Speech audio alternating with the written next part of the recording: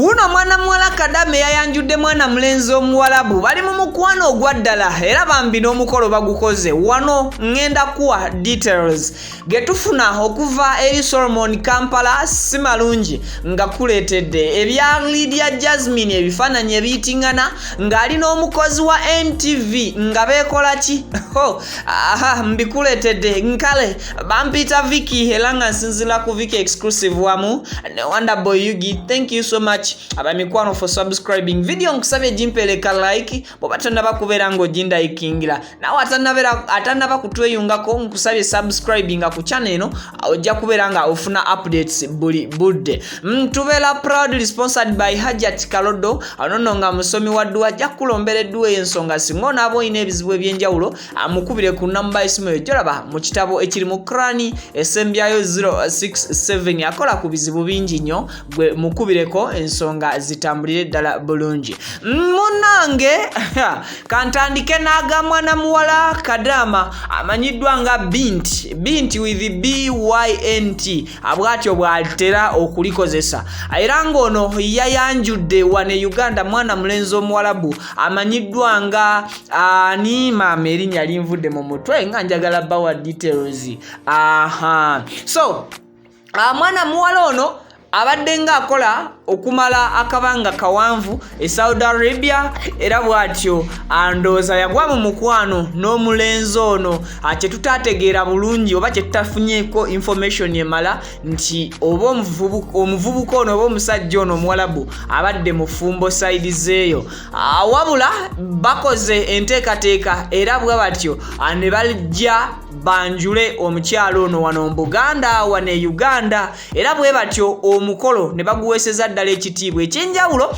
Mwana muwala ye ayambalidde ddala byaffe byawana ebyekinnansi ate omulenzi n'ayambala mu nnyambala ey'Ekiwalabu era omukolo ne gutambulira ddala bulungi. Kino nno kyongera okuteekawoko enkolagana mu masekkati g'Abawalabu n'abavubuka n'abantu abava ene Uganda ate n'ekirala nti kiina ekifaananyi kye kigumyamuko ku baana baffe oba baganda baffe bannyinaze baffe abakolera mu Saudi Arabia oba bakolera mu nsi z'Obuwalabu nti munnange empalana obusungu neki waliwo obujja n'ebizibu bye musanga nga munyigirizibwa oba nga banyigirizibwa Omuwalabu abyandikenderamu singa abantu bano bongera okukwatagana n'okubaawo n'essuubi ettonotono nti wandibaawoko ku lulenderezi okubanga Omuwalabu asobola okuwasa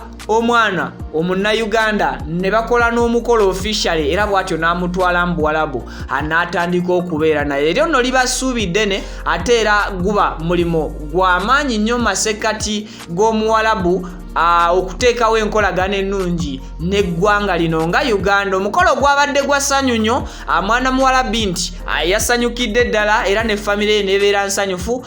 Bawerekeddwako abako babaddeko ku mukolo guno era ne mwana muwala ono baganda be famire ze abantu babadde bangi beeyunidde omukolo guno okukakasiza ddala nti agutambulira ddala bulungi. Mu kavidiyo ako akatini ke twasobodde okubeera nga tufunako olabira ddala essanyu eryabadde ku mukolo guno era nga ne omukulu alaga asanyuse nnyo okubeera nga mumwaniriza bannayuganda abaganda b'omuwala famire ye okubeera nga bonna tebamusosodde ate omuntu just okubeera nga yali Kadama anafuna omuntu mu ngeri emu oba endala ekyo nakyo kibeera kintu ky'amaanyi nnyo nnyini ddala ne kiva mu mbeera y'okuba nti kati bakolagana boss omukozi na boss naye ate ne bafuuka omukozi omwami n'omukyala ng'ate batongozeddwa oba nga beetongodde.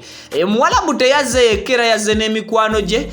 Mwabadde beebuuza nti Omuwalabu yazze bwannamunigina nedda yazze n'emikwano gye era bwe batyo ne batuukira ddala mu maka agaba mwana muwala Binti. Omukolo ne baguweesa ekitiibwa era ne bagoberera ennono ya wano so se ennono zaabwe ezeeri bakoze omukolo guno nga bagoberera ennono eyaffe eya wano e Uganda. Agonga nga tadde ku bbali Lydia Jazmine kyekyo ekifaananyi kyolabako ng'alina omukozi wa NTV amanyiddwa nga Linda Dan ono ng'akola program The Beat kigambibwa oba okusinziira ku kifaananyi ekyabakubiddwa nga beekiisinga abantu tebatandika okukitambuza nga bagereesa nti oba ababiri bano kuliko abamu abakozesa ebikolwa ebiri ku kifaananyi ekyo bye baayise ebyokwesiyaga ate tutayinaako obukakafu nti oba ddala kyekituufu oba ddala yabadde excitement masekati gaabwe.